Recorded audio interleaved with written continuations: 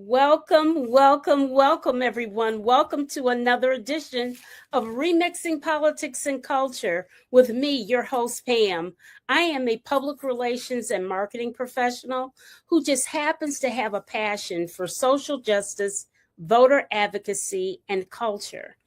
And tonight we have a special show. He is not new to the show, he's been here before, and we're excited to have him back. And I'm hoping he's going to sign on very soon.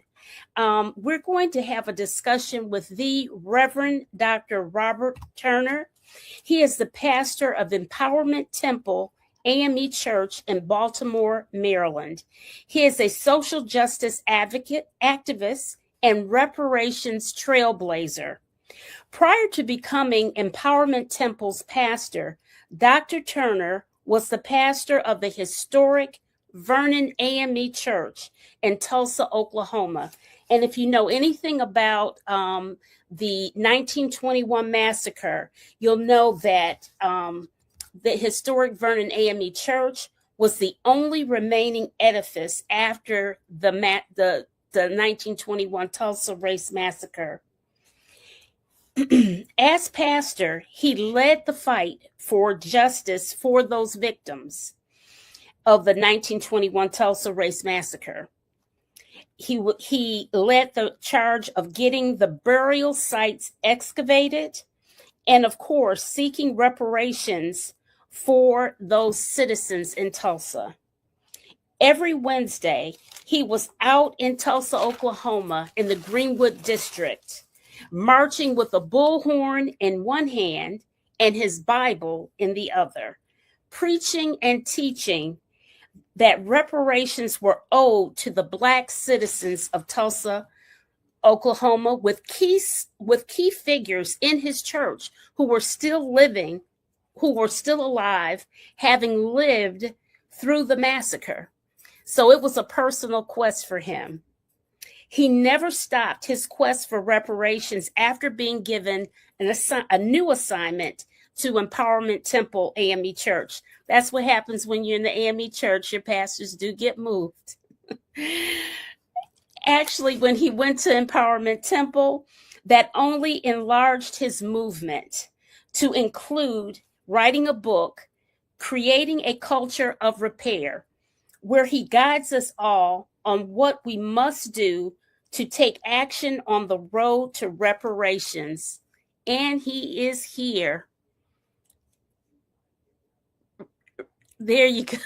I saw you. There you go.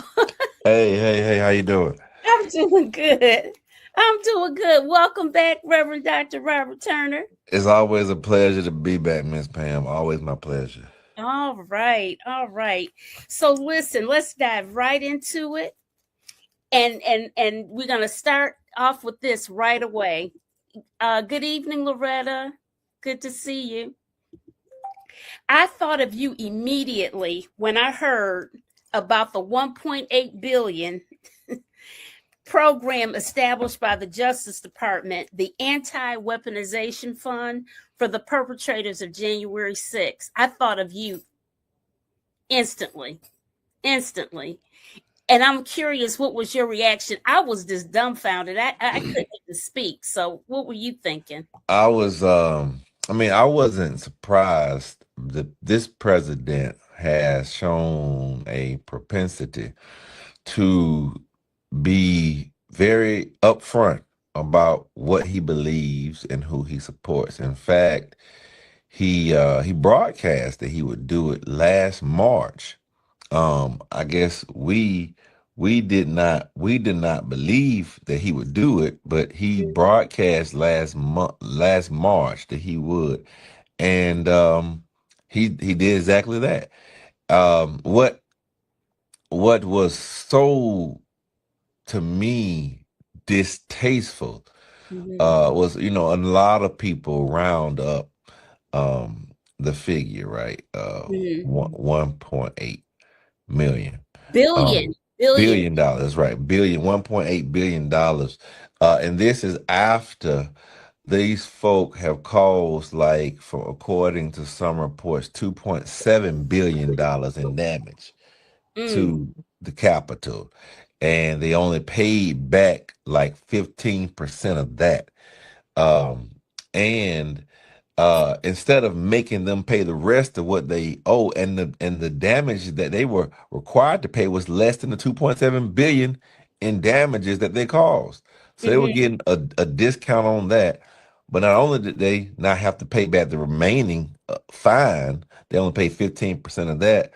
They got pardoned by this man Yeah. in the White House. And now, to add insult to injury, he wants to pay them out of a fund through the Department of Justice $1.776 billion. And I think that's important, because if you remove, it's important to highlight that, because if you remove the decimal, what do you Seven, have? 76. 1776. And 76. this is the 250th anniversary of our nation. Most folks have missed that. So this man is showing you 250 years later, it's not 1.8, it's not 2 billion, it's 1.776. This Mm. man is showing everybody in real time that in his eyes and in the eyes of those insurrectionists, America that was founded for white men with property in 1776 Right. still, in his eyes, are meant to be for white men with property. Right. And when they commit insurrections, it's still fine. In fact, pay them back. He's basically showing us that in 250 years, America has not changed. Yeah. It hasn't. It has not changed. And hello, David. Hello, Dr. Deborah Jenkins. Hey, Now she too is a reparations lady. I've good, had both of you all on the show good. about reparations. So listen, Ashley Babbitt, who was in fact a credible threat to lawmakers on January 6th with her gun in hand, pointed and the whole bit, and she got shot and killed. I did not realize until doing some research that her family got nearly $5 million, Oh even yeah, though she was in the wrong. she was in the wrong. She was in the wrong. These folks have gotten repaired.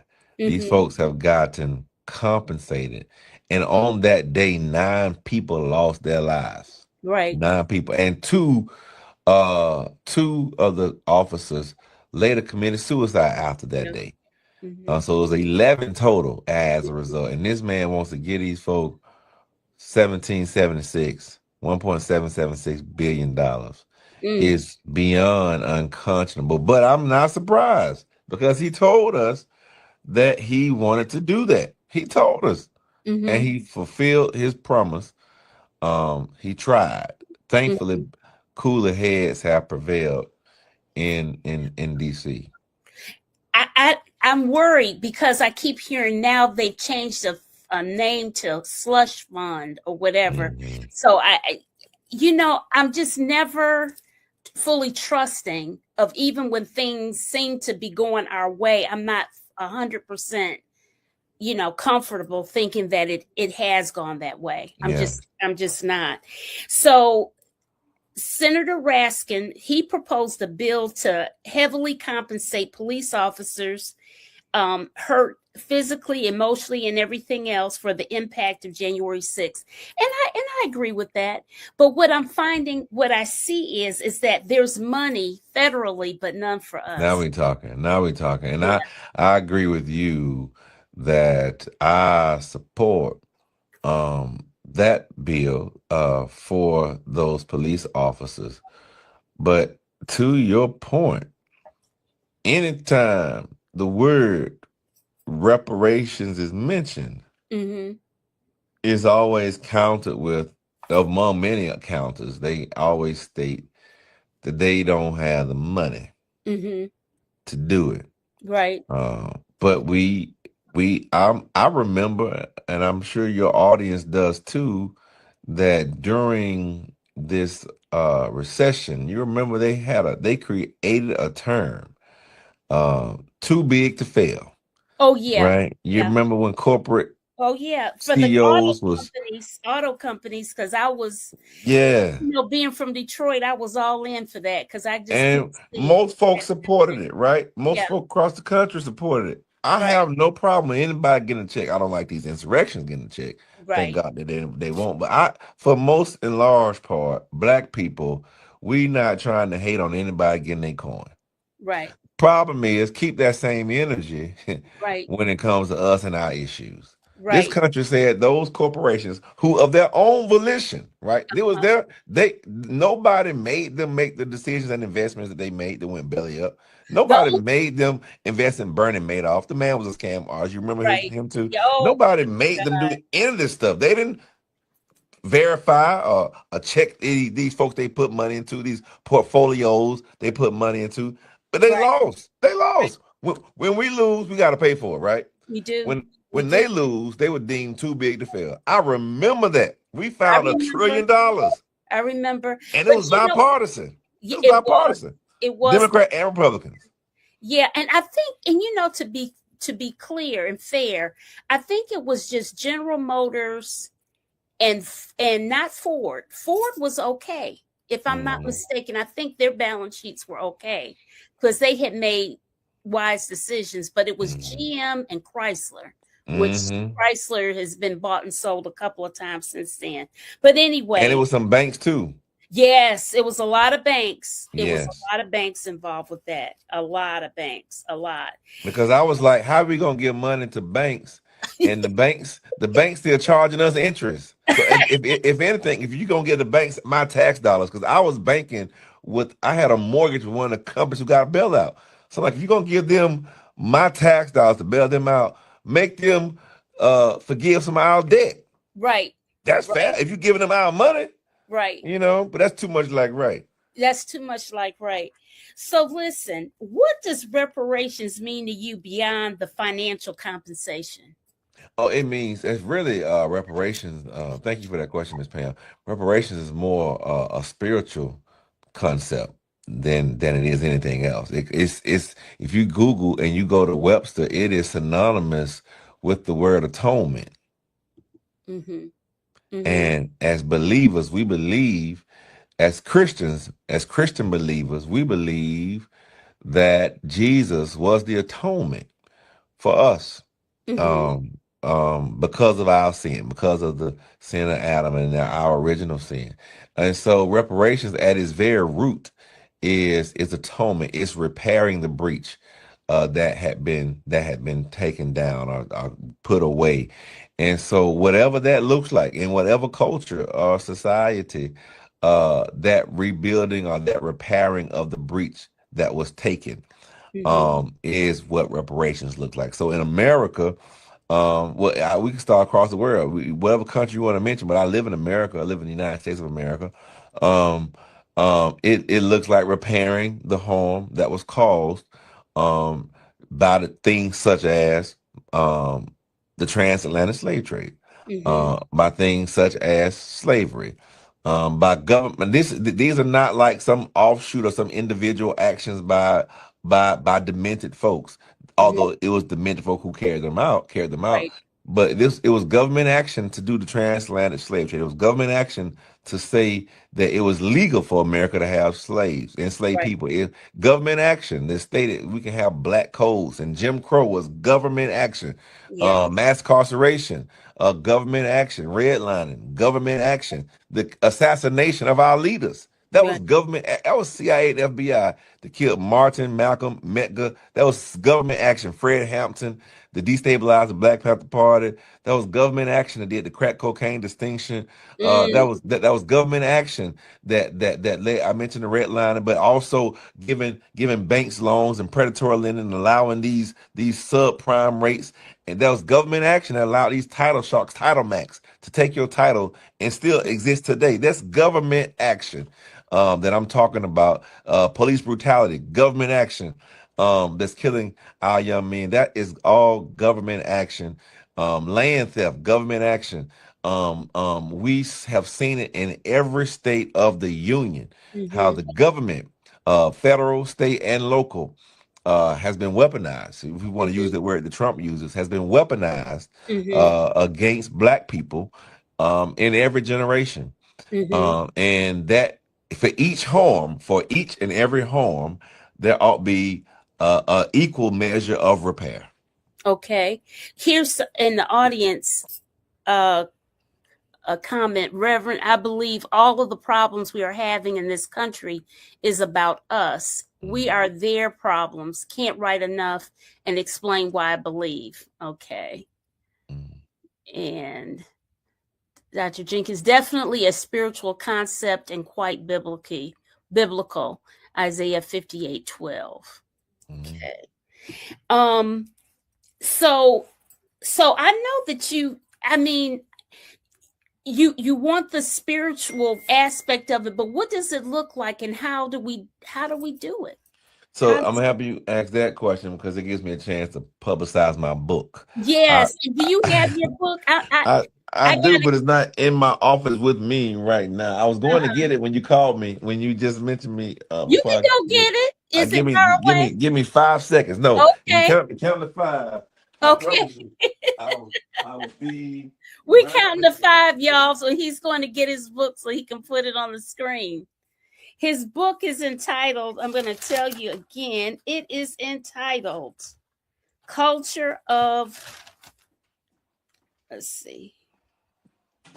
I got it. Did you count to Okay. five? Yeah, we don't went to 5, 6, 7. Here we go. Culture, creating a culture of repair. Creating. Written by yours truly. It took me about 4 years to write. Started writing while I was in Tulsa. And in this book, it has the longest list of reparatory ideas Mm-hmm, done by an individual in the country. Over 100 ways of doing repair, over 100 ways mm-hmm, of doing repair. And it goes from individual repair, things that individuals who may be frustrated and tired of waiting on their government to act. It gives them things they can do. It's small gestures, but over time and if done consistently, could make a major impact. You know, I still believe in the old adage that a drop of water over time can put a hole in a rock, it and that can. has been found to be true. Yep. The next chapter is societal reparations, and it describes things that communities could do, neighborhood associations that they could what they can do. Mm-hmm. There are so many things that we have allowed to just go on. For one, and if you don't mind, I Yes. mentioned it. For instance, neighborhood associations. We have several across the country. But one thing that they could do is to look at these covenants that govern neighborhoods, and a lot of these in a lot of these restrictive covenants, there's still racist language that says black folks cannot live there. Mm-hmm. Of course, Fair Housing Act made those sections of the covenant unenforceable, but they're still on the paper. They're still on the documents. They're still actually held in public spaces as far as the probates and the courts, in our state cities and states. And though that's one thing that people can do on a societal level. Also renaming streets and schools and buildings. We have so many schools and streets named in honor of Confederate soldiers or Mm-hmm. people who enslaved people. Um, um, and these Confederate memorials and monuments that are all over the country. Mm-hmm. Excavate mass graves, form local preservation societies, stop appropriating black culture, organize annual conversations on deconstruction, race, and repairing the harm. That's things people, community organizations can do.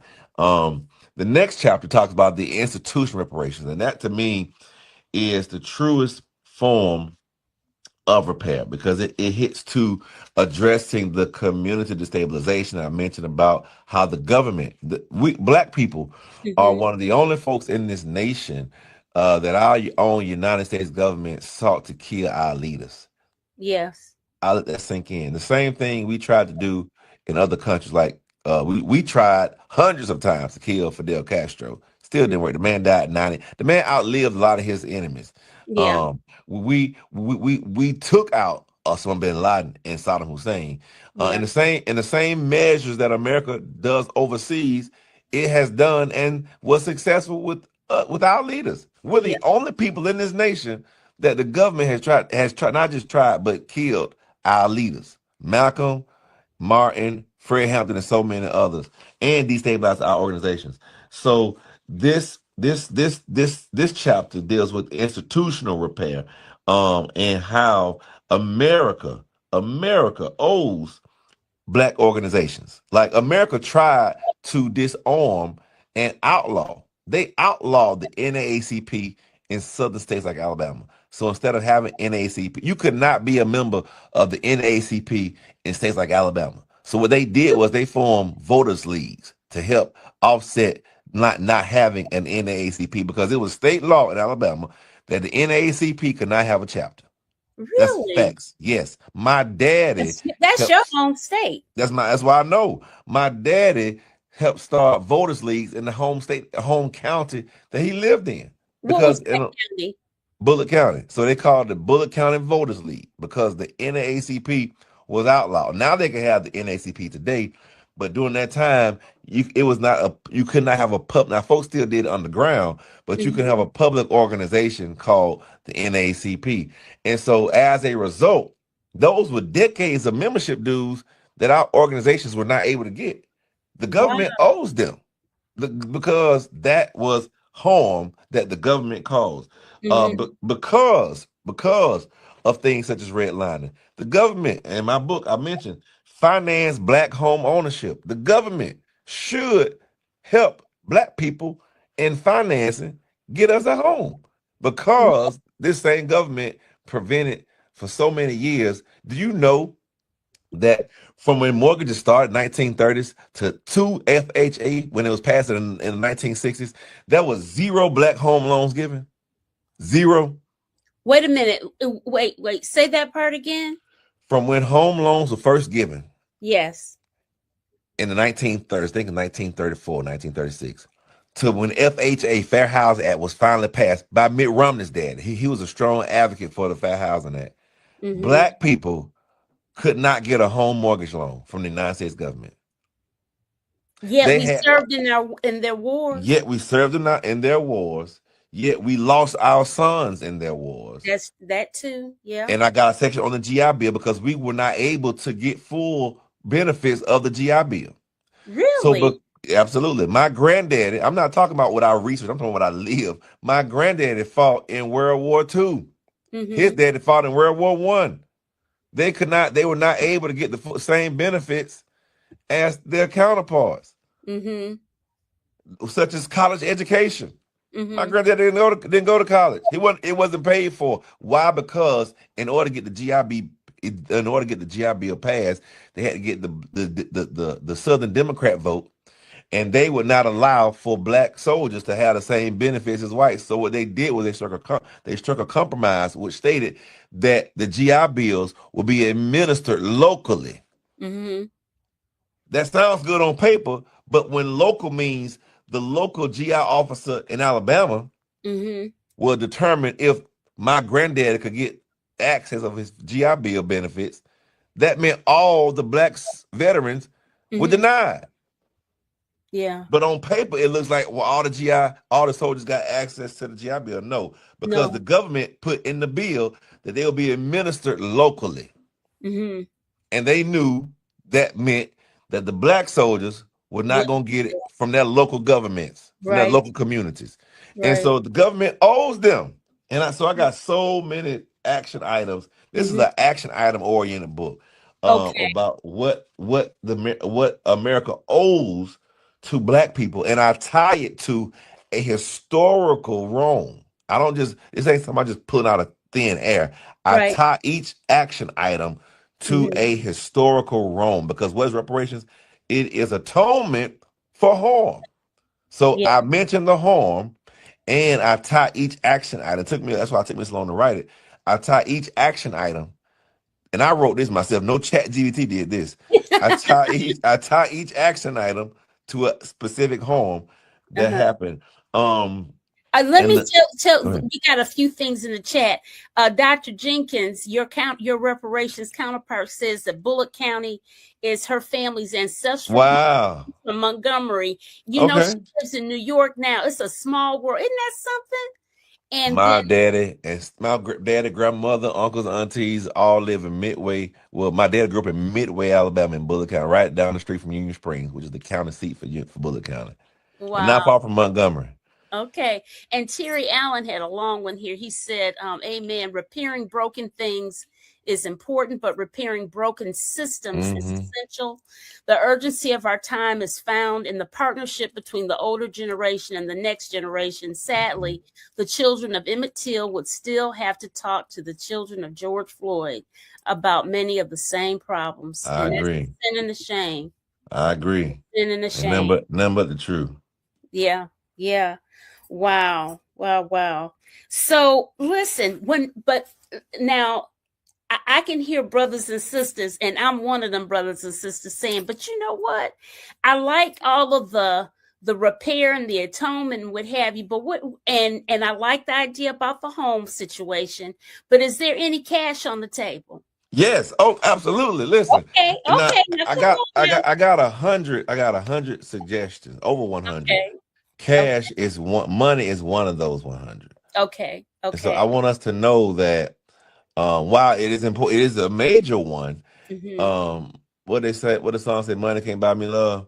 Right. Um, That's um, money, and the acquisition of it, and only a check will not solve everything. no. We're gonna talk about that. We need a check. We deserve a check. We are owed a check, but Yeah. we also but a check and some benefits. Same thing with the GI Bill. The GI Bill, the soldiers got paid, but they Mhm. also got free health care. Right? Yes. Those are Yes. things called fringe benefits. The check is good, but the check can be spent. Yeah. Benefits renew and they Yes. recur over time.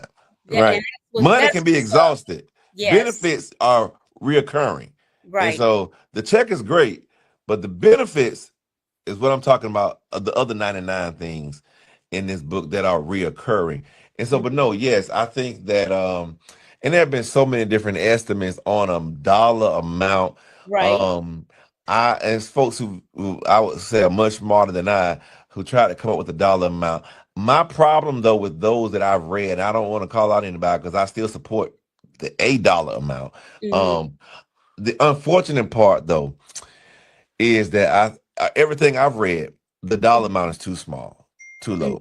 Mhm. Because most of the dollar amounts only count for the time we our ancestors worked um as chattel slaves, right? Mhm. Hardly any of the dollar amounts, count the effects of property devaluation because of redlining. Hardly any of the dollar amounts quantify the effects of a Jim Crow living in a segregated society. Hardly any of the dollar amounts quantify how much trauma and hardship it had to have been to Mhm. live in a society of racial terror. Yeah. Man, we still live in that society today. Yeah. But even more so then, where black women could be raped, could be attacked, could be kidnapped Mhm. without any fear of repercussion. The perpetrator Right. could not fear any. I mean, like you couldn't report it to anybody and expect anything to happen from it, Right. right? Right. Um, now somebody can say it can still happen today, and they may not. But and that's true. But I think over time, because of some criminal justice safeguards, the amount would go down. It still would be an amount for a black woman. You should still get something for that, even if you were born in 1980 or 1970. But surely those born in 1920s, 1930s, my grandma 1940s, um, should have something. And so I haven't heard any calculation include, monetizing what their trauma must feel like to live with. To send your children, send your sons out to get some coffee or to get some sugar or get some flour and they Mm-hmm. may not turn up, may not come back home. Same, we see it, in moments such as like with George Floyd or Trayvon Right. Martin going to get something Yeah. from the store, and most recently with Brother Cyrus in South Oh, Carolina who got shot God. by this Asian man. And that's Um, that's another topic I want to talk about. We'll get to it tonight. I don't Yeah, know. that's true. But another thing that the money calculations I have not seen Mm-hmm. calculate is most of the calculations I've seen only calculate the labor during chattel slavery, which is a small slither of our time in this nation. But Yeah. none of them, even for those including the enslaved lack of enslaved wages, but none of them calculate the fact Mm-hmm. that these folk were not enslaved until they came here. What does that mean? That Yeah. means What does they that mean? were that means they were actually kings, queens, noblemen, businessmen and women, craftsmen. They Mm-hmm. had land before Mm-hmm. they came here. America didn't just enslave slaves. Yeah. America enslaved people. Right. And Right. so the calculations I've seen only talks about the work they did here. Right. It doesn't talk about what they got, where they took them from. Right. the But their the lost value wages, the value of their life, value of their the value life. of their home, Yeah. right? Right. It's like today, if you get in a car accident and you get hurt or paralyzed, a good attorney not gonna just pay you for you getting your leg broke, they're gonna pay Right. you for your potential lost wages. Right. Right. Right. And Right. so for us, we gotta be we should consider the lost income we could have had. And they didn't just kidnap us from the desert on Right. Antarctica. They Right. kidnapped us from the most resource-rich continent in the world. Right. That's facts. So Facts. our property value was in the millions. We Yeah. got Okay. diamonds, Okay. oil, I see gold. where you coming from. I see So where you coming from, Pastor. I that's what see. I'm saying. Yeah. I think the money is too low because we're only counting just a slither of the lifespan of the enslaved person and Uh-huh. not seeing them in totality. Like if they had just left our ancestors alone, we Right. would be Yeah. having $1 trillion enterprise Right. I see. right now. Yeah. Yeah. I see. I get it. There's a few things in the chat. Let's see. They're kind of long. Let's see. Let Pastor Turner know that we here in New York Reparations Commission will be considering as one of our recommendations the formulation of a reparations agency. Good. His book could share some recommendations Oh, what would be contained yes. within it. Please reconnect. Oh, okay. I absolutely. Absolutely, Dr. Jenkins, and because you're from the crib too, I would if Miss Pam would connect us, I would give you a free copy. And if you want to buy, you can give it to a friend. But I'll give you. I can't do this for everybody, but I will Right. give you a free copy, Dr. Jenkins, for you to Uh-huh. use as a resource in that commission. That's awesome. I Uh, love to hear that. good. And let's see. Let's see. Terry says, Dr. Turner, in California, the discussion has determined that 2.5 million to 3.5 million for each eligible descendant of U.S. slavery to address the direct impact of generations of discrimination and lost opportunities. That's to your point about Yeah. those who were taken. Any punitive damages for the harm inflicted would be a separate conversation beyond those direct economic losses. Lord, it's a lot to Yeah, think. and so I think that's good. I think all of that is great as a starting point. What I want to make sure, and I had a chance to meet the late great Ted Kennedy, who was before, right now we know it as Obamacare, but he was an advocate for universal health care before Obama was even in the presidency. Mm-hmm, Um, and one of the things he taught me was that when dealing with policy, especially major policy initiatives, mm-hmm, you get one slice at a time. You get as much as you can in each session. So I think that's a beautiful thing for California to have, and I'll be doing my walk there later on. mm-hmm. But we need to make sure that our community knows we not finished fighting. Like once, and I believe, I trust, and I know that God will provide that which you seek.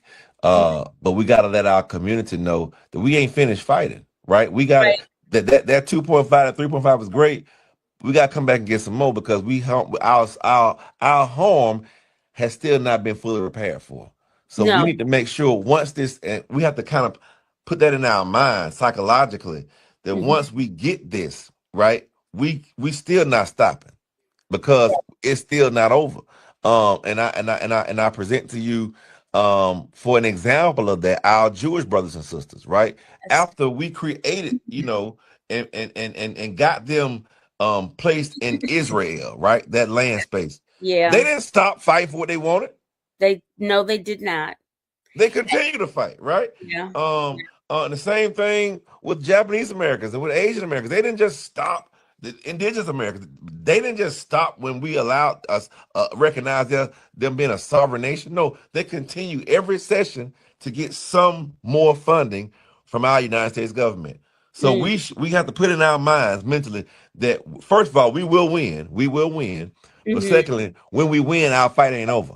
Right. And Right. that's something we have to put in our children's mind because our unfortunately, and I love them, but the previous generation act as though once they got the Voting Rights Act, Civil Rights Right. Act, that we were Right. finished. Right. We did, and we forgot. You know what? Dr. It King is didn't the stop, but our people stopped.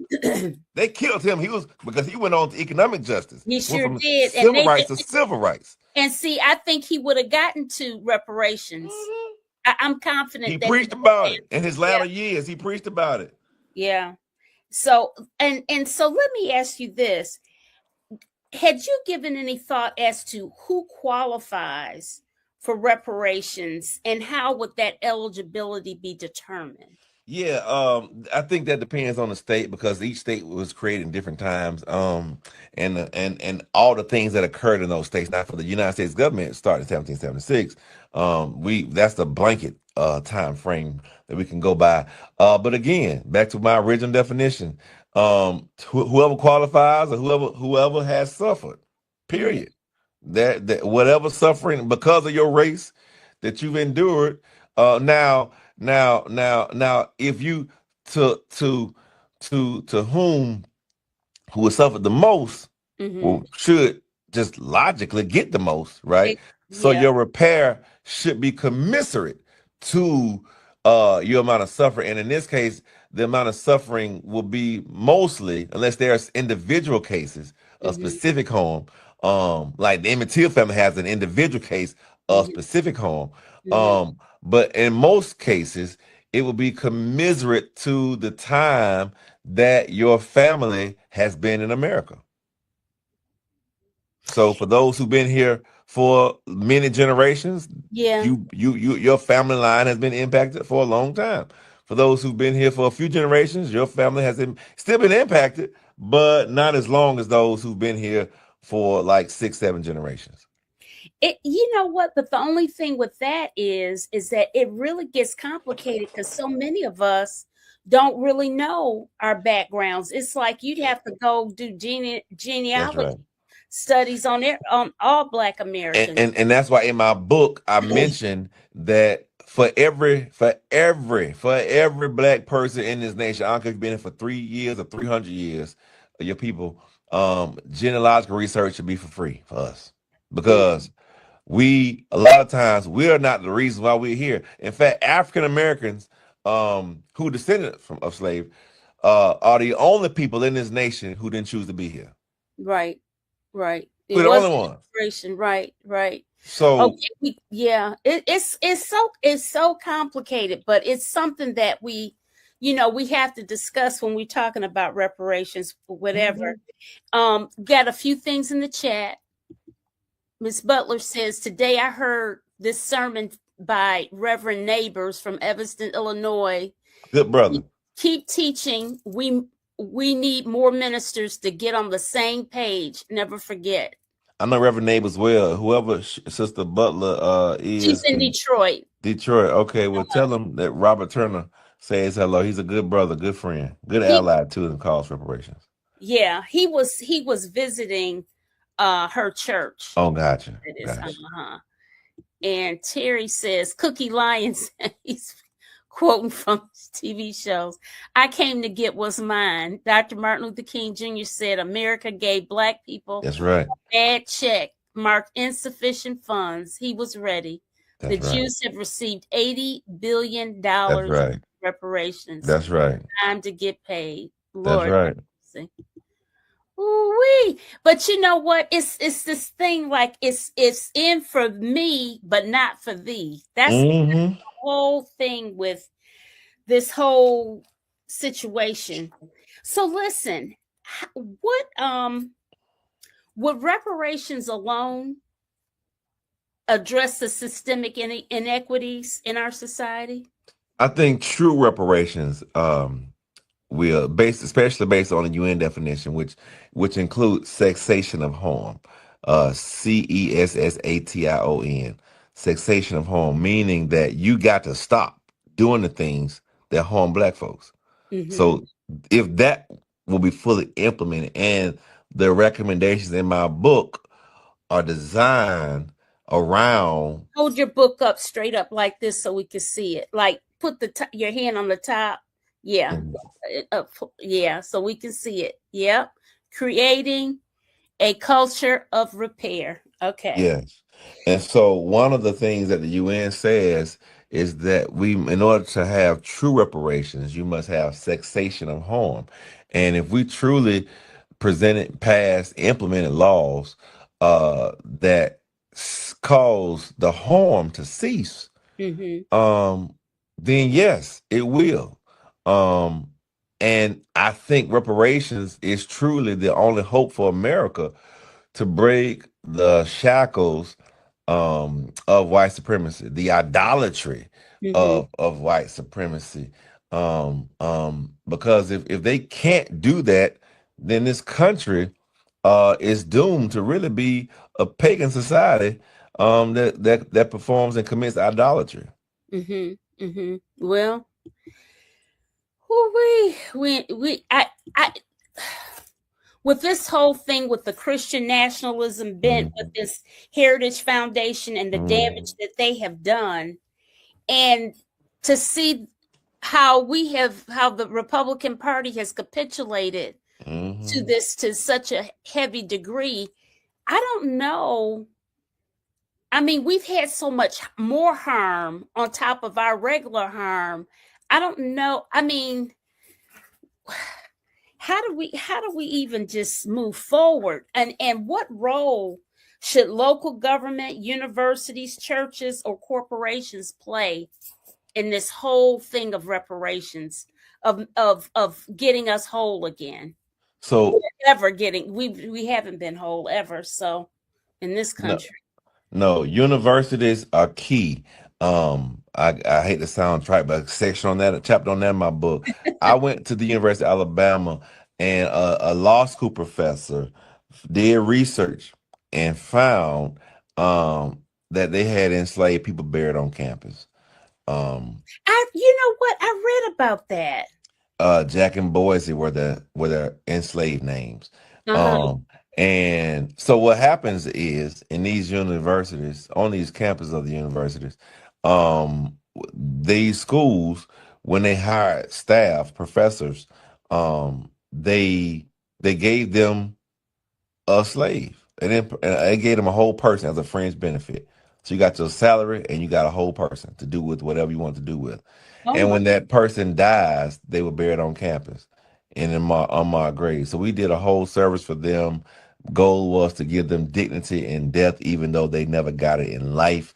So I Mhm, say all that to say any university founded before 1865, you could mhm, almost bet was either built by enslaved people or had enslaved people on that campus. mhm, Those universities owe reparations.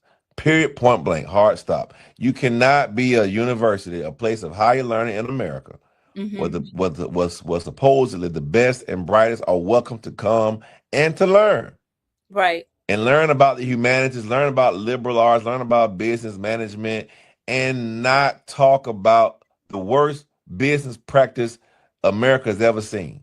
right. And not talk about the worst inhumane, as according to UN now, the most gross act of depravity Yes, in the history of the world, that's what he right? said. And Yeah. so for universities, that's a first and a hard stop. You got to address your own legacy, and we have some that Hmm. have committed to doing it. Now, since Trump has been in office, we haven't heard much about it. We Right. heard Georgetown commit to do it, but we Hmm. haven't seen Yeah. I haven't seen any hard proof of Hmm. what Georgetown did.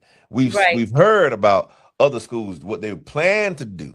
Same Hmm. thing with Target planning to do stuff. After everybody after George Floyd Yeah. planned to do something, Hmm. and black folks, and I'm one of them. You know, we get so happy we congratulate folks off of plans and pledges, but Right. we never seen it be implemented. I haven't Yeah. seen yet the Yeah. implementation of any of these plans, right? Right. We gotta stop being so excited about plans and pledges and Right. wait till the check come in. So that's for the universities. Corporations, Hmm. same thing. You know, we have organizations, corporations that exist to this day that profit off slavery. Yes. And Yes. because racism didn't just stop at 1865, we have corporations that benefited during Jim Crow. Yes. We have corporations that help sustain, right? Doing I just did my walk recently with from in Virginia. There Right. were white businesses, the business councils of these cities and states, majority white, were head and led by white corporate leaders. They funded, bankrolled these new schools. Now we call them academies. They created the segregated system after public schools were integrated. That's why to this day, now according to some studies, schools are more segregated today Yes. than they were in 1954. If that And can that's even make something. sense to you. It But doesn't it's even make. because of the business community during the 50s and the 60s who Hmm. set money aside to create these academies, these private academies, all white academies Right. that their children went to. That Right. has to be explored, right? Right. How can you be a business making money from black people, right? Right. And you using that money to build up academies for only white children. Right. And that playbook, as we have seen, we see now Asian people making money, all black people, Yeah. right? And Yeah. still killing black folks at will. Well, you know what? I what's fascinating about the whole Asian situation is that they got money to come in our communities because the banks would not allow them to have commercial real estate in the white areas. That's right. That's My why mind. they're in our communities In the first place. in the first place. And then the thing is, I really think, they got this guy, I don't know who he is. He went viral about, well, you black people, if you Mm-hmm. boycott us, da, da, da, da, da, da, He da, da. fine. He was an Asian guy. I saw that. Yeah, but you know what's interesting though, when I really stopped to think about it, wouldn't it doesn't it make sense to have minorities going at each other's throat and forgetting about the even bigger picture, what's going on in the background? So Oh now yeah. we're all focused. We're not talking about Epstein files. We're not talking about healthcare. We're not talking about all of the important things, the real Social Security, all of the important things. Now we're focusing on, well, we better boycott them and we better do this and that, instead of focusing. Let South Carolina focus on Mr. Chow and his businesses. Yeah. And then you get this character. See, I really think that there's some foul, wicked PR play. Well, that's your background, so you know that better than I do, and better than most. But I can't say I agree that there is a greater orchestrator at work. It Yeah, was no accident, as your audience and the U.S. Supreme Court struck down affirmative action, right? yeah. Um, do you know? I'm sure. Well, you know that the plaintiff in that was Mhm. Asian Yes, Americans. yes, he was. They Yes, he they was. call they call themselves some call them the model minority, right? Yes, yes. So that's been at play for some time. I can tell you that the Asian community, at least in Congress, has been very supportive of reparations because they received it for being put in internment camps. So Internment, I'm right? not casting aspersions on all Asians, not even most Asians, Right. but I can say, and it's not even their fault about this because you just mentioned why they get loans to come into our communities, That's right. right? They could Um, not get into the traditional white suburban communities. They were not given monies to go there. They no, were not. and but I can also say the pervasiveness of that idol of white supremacy, where whiteness is seen as rightness, Right. um, that the pervasiveness doesn't just stop, and the adherents of that ideology Mm-hmm. are not just white people, Mm-hmm. No, Asian absolutely not. people, Latino people. We saw it in the election, Oh, right? yeah, we The definitely Latin America, saw the the Latin American community would yes. rather vote with the numbers. I'm not making this up. The numbers showed Yeah, would the rather numbers vote for Donald Trump right. That's than right. Kamala Harris, Yeah, and right? they had songs and everything else. We saw Yeah, it. Yeah. yeah, yeah. Yeah. And so the pervasiveness of white supremacy has hit and it hits black folks too. We have fallen prey to white supremacy. You Yeah. know, white, and then to me, I think that's one of the worst forms: white supremacy in blackface, Yeah. Oh, right? that's the worst. So Worst. you have people, like a Stephen A. Smith that'd rather shoot out his bullets at Jasmine Crockett, and other black folk, but once play pity pat with Donald Trump, Yeah. right?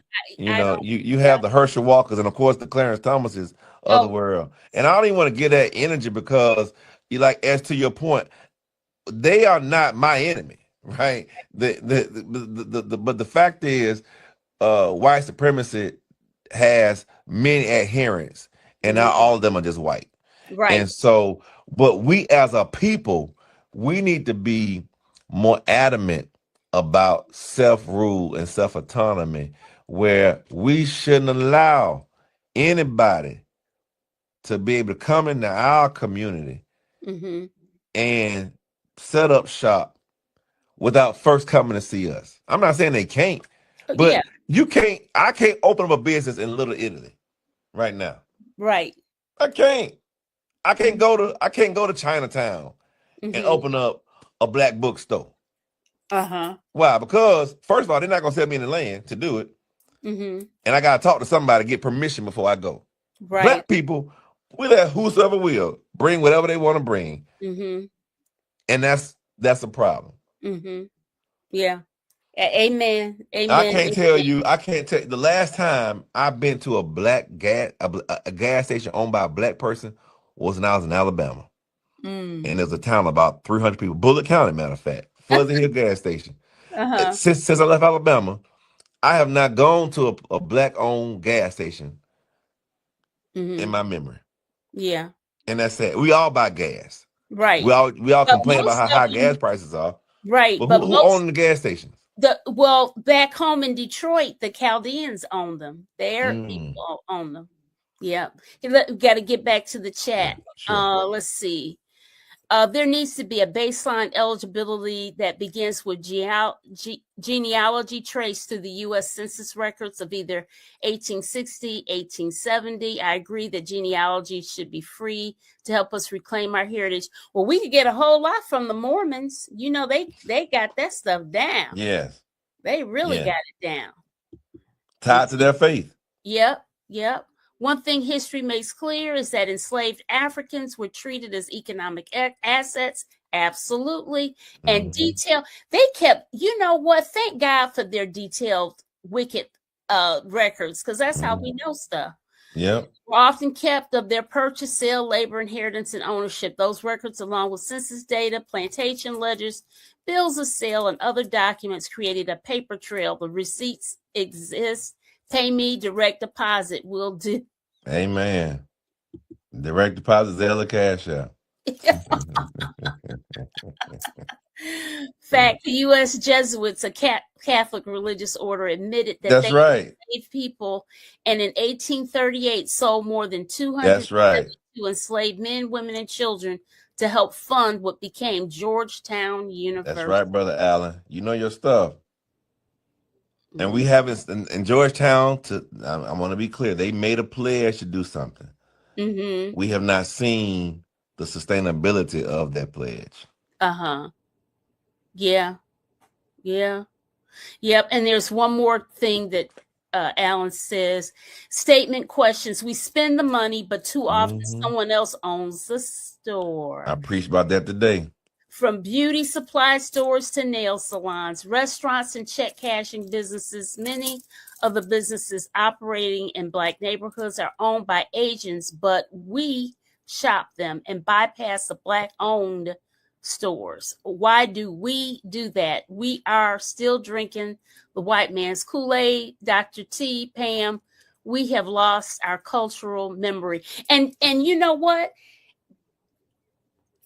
Dr. Turner, I did a whole show last week on history. We did a whole history thing from the end of the Civil War through Jim Crow, Reconstruction, Jim Crow, the Civil Rights era, and the Obama years up to now. I had a sister on that she did that, and I need to break up that piece because what's very evident to me is that we have a short memory, and more importantly, a lot of people have never been taught.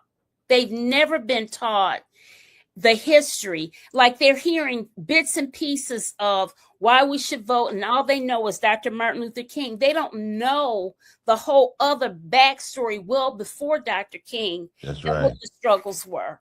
They don't know it. Yes, they don't. They don't. And so when you don't know the full story, you keep hearing bits and pieces of a story, but you don't get the whole meat and potatoes. And we just have, unfortunately, we have a whole lot of young people that are totally ignorant of Hmm. what many of us who are older assume that they know. And we can't assume anything. We can't. We can't. And like I said, we gave them this false sense that the struggle was over. So Please. we have done, and you have people now. You have people now, and I'm not calling out anybody, because they know who they are. But we have more people now who do more marches for commemoration than for activation. That's true. We That's do these annual Dr. King marches. true. Hmm. We do these annual Selma Jubilee marches, which is fine. I've gone. Yeah. But we don't do any active marches for anything. It's Hmm. like it's just performative, Yeah. right? So our children think really that you know we have our children walk more through an airport than they do through their own streets for cars. Like That's true. they walk more at Disney World than they do for a cause, right? And Yeah. so they thinking that we made it. We got a black man. We had a black man in the White House. Right. My favorite basketball player making millions of dollars. Right. We my favorite rapper got bling in his mouth. We made it, right? No, Right. we can't. In Yeah. fact, they don't even feel like they have to go to college anymore because they see how many rich people on social media just getting Right. paid to post videos. Or yeah. So It's something. this is like the worst nightmare. Hmm. You know, here I am. I'm just leaving Cuba, seeing people with absolutely nothing, wishing Yeah. they could And have resources to do something with. tell us about that Cuban trip. How did you get selected to go there? Was Mhm. it part of your reparations work that No, it was a part go of there? just me being a preacher who what their words were to that speaks to the needs of societal uplift and prophetic voice. Okay. Um, So who um, was it that sent you there?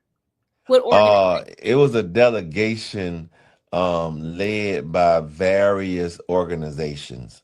Okay. And it was a really mixed group of people from journalists to activists to organizers and I was one of only two preachers, pastors. Hmm. Um, And so the goal was, it was a learning, it was a fact finding mission. Mhm. So we were there to get um information, to know what was really going on, Mhm. because we know that on the issue of Cuba and the subjugation of Cuba, that unfortunately seems to be have been a bipartisan issue in America, Mhm. from the Bay of Pigs, which is authorized by a Democratic president that we all love and revere, John F. Kennedy, Yeah. to now most recently, um, um, this current president has a warship like 100 yards off the coast. It was my first time ever going to a country with an American warship Mhm. aiming at the land I was going to, and me Hmm. being there.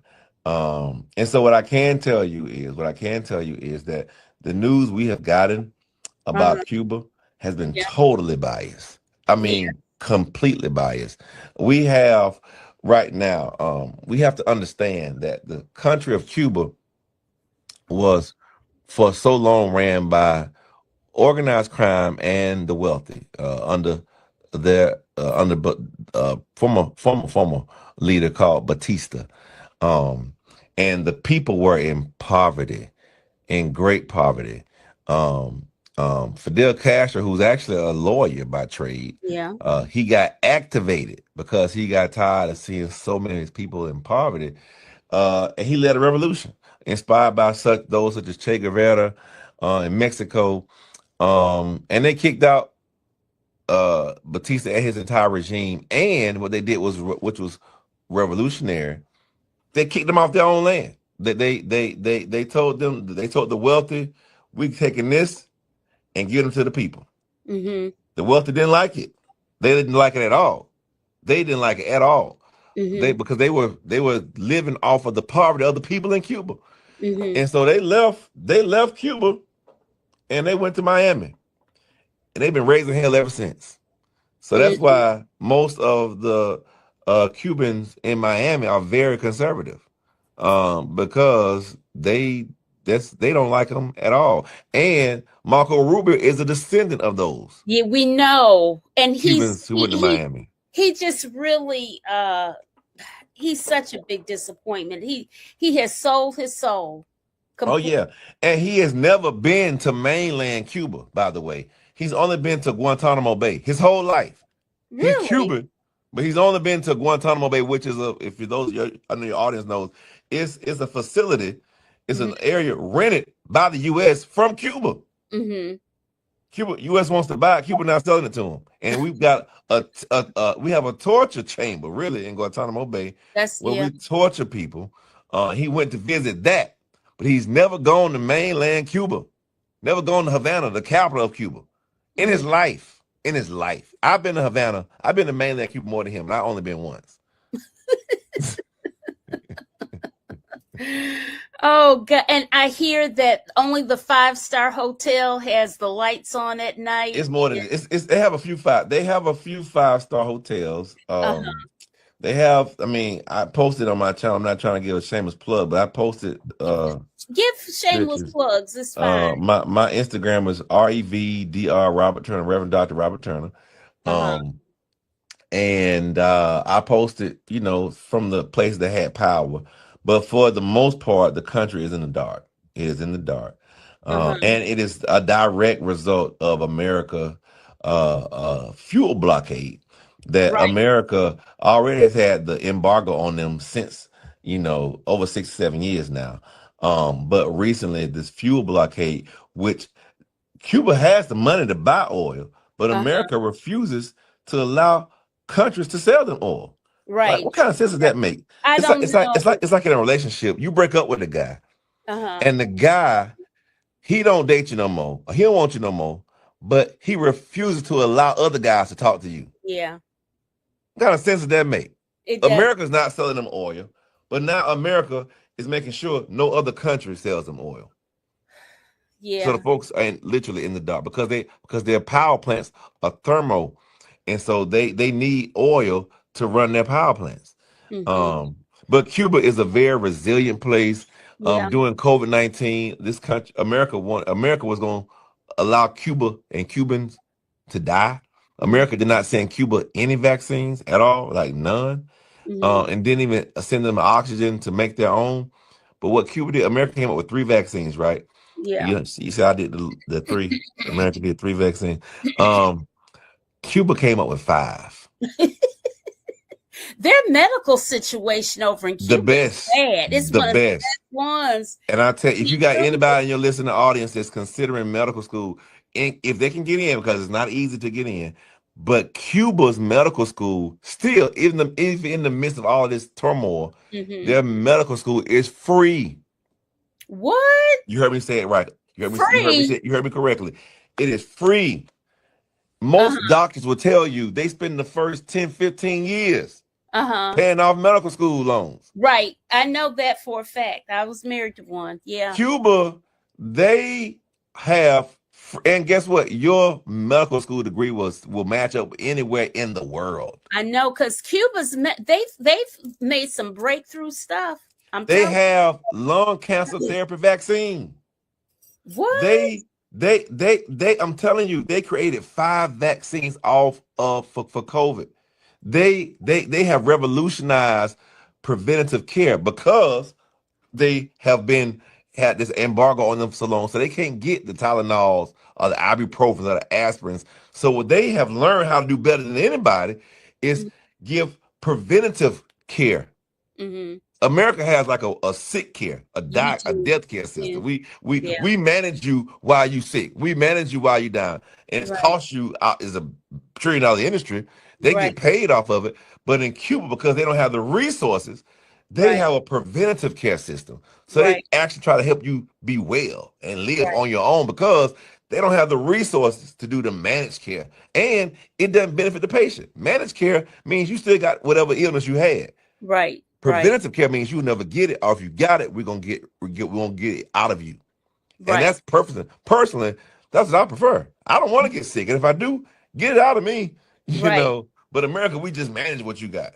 Right. Right. Right. That's right. I tell you, it's so much, so much. So listen, wrapping up because we're already technically out of time. But one Wow. last question: um, what benchmarks would determine whether our reparations efforts are worth it, are actually working? What that are successful? What benchmarks would we have to have? For what? For our reparations, even on the soft things, meaning the repair the repair things, and even and the money part, I don't even know how to figure that one out. But what would be how would we benchmark stuff to see if we're doing well if we were putting in a reparations work? No, I think, and in my book, I mentioned about having a task force, a Mm-hmm. reparatory task force, Mm-hmm. and what that task force would be mandated to do Mm-hmm. is to make sure that those measures and that the empirical data and studies were done to make sure that progress is being made, to make Mm-hmm. sure that the measures that have been passed and implemented are meeting the needed outcome. That's something that we don't do well in government. We in science and biology they study all of those type of things, but in government we just do policies and we depend on the polls to tell us if it's having an impact. Mm-hmm. But with this, because it is so important, because as I stated, it strikes to the heart of America. This has to be overseen and watched. So it's not just like, okay, I'm gonna give you a check, I'm gonna present this proposal. No, this is a longitudinal study. We have to make sure, because this is the first time America's ever done this, and it will be the first time it's done this at this scale. Now we've done repair, but it's typically here's your check, get out of my face. But Mm-hmm. this, because they're trying to do actual real repair, Mm-hmm. make people whole. In my humble opinion, it must be overseen by another agency Mm-hmm. once it is given out, to make sure that things are done. Not an agency just to submit the checks through, but an agency to make sure that we're actually meeting our own goals. So every state, every city that does repair work should Mm-hmm. have goals that they have in mind. I'm Mm-hmm. on the Baltimore City Reparations Commission, and we're formulating what our goals look like. Okay. And so it's important to have that, because otherwise, what's your theory of change? What's your logic model? What are you trying to address? And and what do you expect to see? Because if we're not meeting those benchmarks, we need to go back to the drawing board and figure how better we can do this work. Mm-hmm. Mm-hmm. Wow. Okay. Well, Ms. Butler says, I have been there, meaning Cuba, and it is not like what we have been told. That's right. Yeah. Yeah. Well, listen. Remarkable, beautiful people too. Very nice. Uh-huh. Yeah. Yeah. Okay. Well, I have enjoyed talking to you as always. Thank We learned a lot. And I think I definitely want to make sure that we get your book. Okay, here's somebody has something last minute. I'm not camera ready. However, I would like to know whether Dr. Turner is familiar with the work of ADOS Advocacy Foundation. I've heard of ADOS, but not the Advocacy Foundation. I don't know what Yeah, I've that's one. had you guys on my show before, and you know what? I cannot think of my friend. He's a Facebook friend that coordinated that for me, but that was over a year ago that I had you guys on the show. Yeah. All right. Well, listen, we're going to say good night, and I appreciate you so much. I think that it was learned a whole lot. Bless you. Learned a whole lot, and I want to thank you publicly for everything you did to help me as I was oh, walking through North Carolina. It really meant a lot. Really meant a whole lot. You are welcome. You are well. You know what? We didn't tell people what you. Okay, you started your. We didn't. That look. We can't stop the show now. Your 40 by 40 walk challenge that you're doing across the country. We forgot to talk about that. You So I started did. in North Carolina. I Okay. did. I did. Yeah. I did. I did. I And did. then So I did them 40. I did the walks 40 times from Baltimore to the White House. right. And so the states I've done, been North Carolina, Alabama, Pennsylvania, Mm-hmm. and this month, in fact, this Friday, I'm doing West Virginia. Okay, but you forgot Virginia. You did Oh, Virginia. and Virginia. I did Virginia too. Yeah. Yes, Now, you're right. Now in North Carolina, at least you said people were nice to you. Yeah, they were. Virginia, you had some issues. No, Virginia was a mess. Virginia, I got stopped by the police several times, and the Capitol Police did not the first and only capital I've ever been to. The first and the only capital I've ever been to, Virginia. I was not allowed. I was escorted off the Capitol grounds. What? The first and the only. I mean, I've done these walks, as you know, in North Carolina, Yes. in Alabama, in Pennsylvania. Mm-hmm. But Virginia was the only place. I've gone to the White House, right? You've been to the White House 40 times. Exactly, 40 times. I have never been escorted off the grounds of the White House, ever. Virginia was the first and so far only time I had a Capitol officer tell me I had to go. Yeah. Sure was. Sure was. It sounds like there needs to be a letter written to their to the new governor. I absolutely agree. Yeah. Absolutely agree. So when is your next walk? Friday in West Virginia. In West Virginia. You got your people set up, you got your cheering crowd, you got your support, your church support. I'm trying, but West Virginia, you ain't gonna believe this. It has a population of 3.6, 3.9% black folk. Oh yeah, it's real small. Ain't but 50 to 6,000 black folk in West Virginia. But I'm trying. I thank God for those who have reached out and who will support it. It's a mountainous state. Yeah. It's a very rural state. Yeah. But I'll be there, and I pray that y'all keep me in prayer. Yes.